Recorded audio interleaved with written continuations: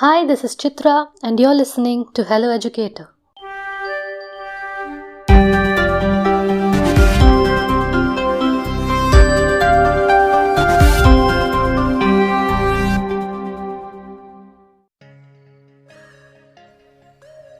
If you are aware of the solar cycle, you would know that in this cycle that the sun goes through, there are high and low periods. One of the most fascinating occurrences during a phase of this cycle is sunspots that can be seen on the sun's surface. In today's episode, Obuli Chandran talks about these sunspots and how you can observe them. Hi Mango Science radio listeners, Obuli Chandran here. Happy to be back talking again to you. The last 10 days has been very exciting, particularly for solar astronomers and amateur astronomers like me as well, because our sun, the star that we all orbit around, our sun has become active again. So this may sound strange. What I mean by sun has become active again, the sun undergoes a cycle called as the solar cycle, which changes from a solar minimum to a solar maximum. So when I say solar minimum, it is like the activity on the surface of the sun is minimal, and when I say solar maximum, the activity that happens on the surface of the sun is maximum. Okay, so the surface of the sun is also called as a photosphere. The photosphere is the region that I'm referring to. So how do we know whether the sun is in a solar cycle, a solar minimum or a solar maximum? So we observe something on the surface of the sun called as the sunspots. Like the name says, it is a spot that is darker than the surrounding regions that we can find on the sun. And these darker regions are relatively lower in temperature compared to the surrounding regions. The average surface temperature of the sun is about 5,500 to 6,000 degrees Celsius on the surface. Now, these sunspots, which are relatively colder, when I say colder, don't think it's like cold, it's relatively colder. They are at about temperatures somewhere between 3,000 and 4,000 degrees Celsius.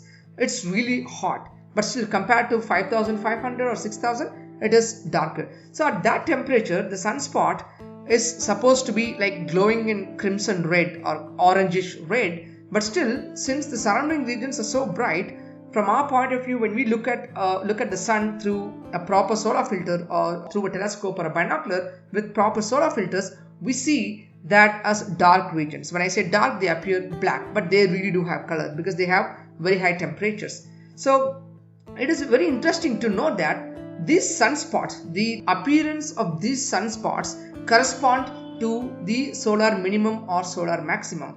So our sun attained a solar minimum in the month of December 2019 or early in 2020, like Jan, Feb, March. Early in 2020, our sun was at a solar minimum, which corresponded to a lesser number of sunspots. In fact, there were no sunspots at all during this period in the early 2020, which indicated, of course, the sunspots have been decreasing for the past several years, and it's been decreasing, and it reached the lowest in late 2019 and in the early 2020, suggesting that the sun had reached its solar minimum because the sunspots were not there. Now, as the time progressed, so the sun is bouncing back again. It's becoming the surface of the sun is becoming more active again. Now, this we can tell by the starting of reappearances of the sunspots across the sun. Now, the last 1 week, we had a few sunspots that have been observed, and particularly there were two sunspots that were obviously visible. Like if you have a small telescope or a binocular, and if you had a proper solar filter that has been attached to the primary, you can see these two sunspots pretty clearly. And one of these sunspots, which is named as AR2786, is so big that at least 20 to 22 Earths could fit into that space. So that's how big that sunspot is. The other sunspot that I was talking about is AR2785. That's relatively smaller than this AR2786 sunspot. The AR in the names means it's active region. It's abbreviated as AR. So it's very interesting to note that the appearances of these sunspots indicate that the sun is getting active. And in the coming years, you will see that more number of sunspots will form, meaning that the sun is going to become more and more active in the future, and it will eventually reach a solar maximum.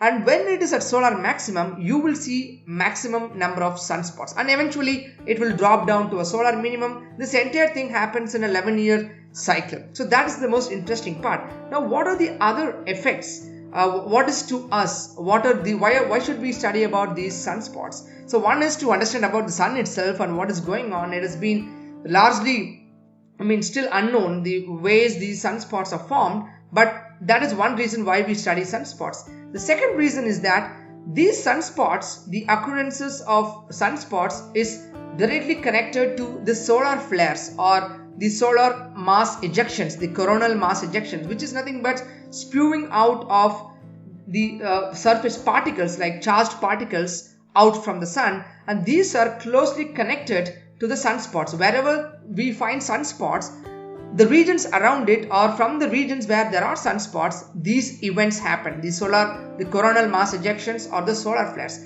which if they are directed towards Earth, if they happen to be thrown in the direction that would eventually reach Earth, we call something called as solar storms, which will eventually trigger a sort of geomagnetic storm which will affect the magnetic field of Earth, and it could disrupt, a big enough storm can disrupt the satellite communications or the electronics of a satellite, or even in the worst case, if it is too powerful, it can even knock off the communication system or the power grid that we have on Earth.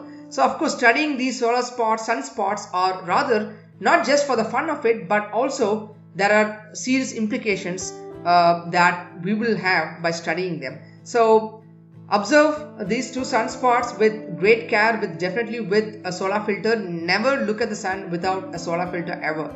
So yes, that's all that I have to share this time, and see you around next time with another interesting piece of information from a different field of science. Until then, goodbye from me, Obuli.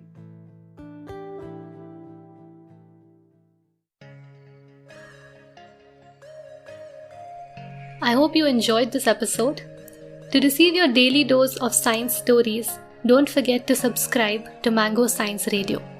We welcome stories from across the globe, so if you're a science enthusiast and would like to contribute to Mango Science Radio, please WhatsApp us at 99522 43541.